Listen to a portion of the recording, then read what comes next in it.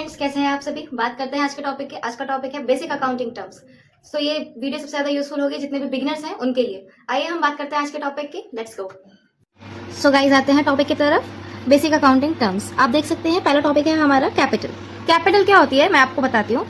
Like आपके पास कोई business है, उस बिजनेस में कोई एक पर्सन है, कोई भी पर्सन हो सकता है, आप हम कोई भी, वो बिजनेस के लिए कोई भी कैश लगाता है, वो जितना भी पैसा लगाएगा बिजनेस में, यानी कि इन्वेस्ट कर देगा।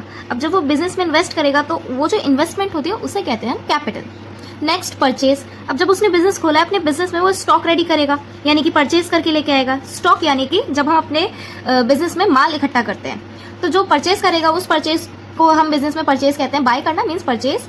सेल, जब आपने बिजनेस में स्टॉक रेडी कर लिया है, अब जो आपके पास स्टॉक है उसमें से अब जब आप सेल करोगे अपने बिजनेस की, तो जो सेल पार्ट होती है उसको हम बिजनेस में सेल बोलते हैं, विक्रय।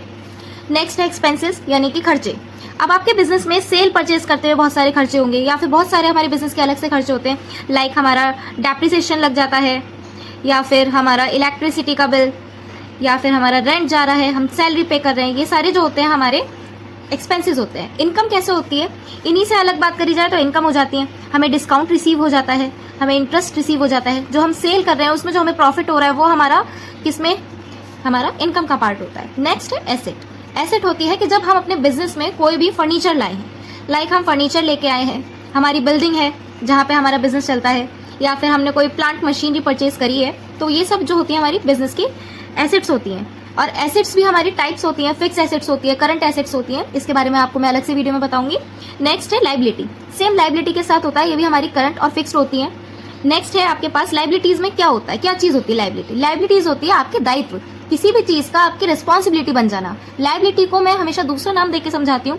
आप लाइबिलिटी याद ना रखो तो आप रेस्पॉन्सिबिलिटी याद रखो। रिस्पॉन्सिबिलिटी होती है कि जब हमें किसी चीज को करने के लिए रिस्पॉन्स देना, रिस्पॉन्सिबल होते हैं हम। लाइक लोन, लोन जो होता है उसकी इंस्टॉलमेंट्स होती हैं। अगर आपने लोन लिया है तो आप उसकी इंस्टॉलमेंट्स दोगे, इंस्टॉलमेंट्स पे करोगे तो आप। नेक्स्ट है डेप्रिसिएशन।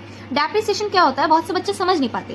डेप्रिसिएशन होता है लाइक जितनी भी आपकी बिजनेस की एसेट्स थी या आपकी एसेट्स हैं, इन एसेट्स में जो आपकी कॉस्ट है, जब आपने लिया होगा तो न्यू होगा, बट लेकिन जब आप किसी चीज को यूज कर रहे हो तो उसकी जो कॉस्ट है वो कैसी हो जाएगी, रिड्यूस हो जाएगी, यानी कि उसके मूल्य में गिरावट आ जाना। इसे कहते हैं डेप्रिसिएशन। Thank you students. बाकी के टॉपिक हम नेक्स्ट वीडियो में कवर करेंगे। Follow for more videos.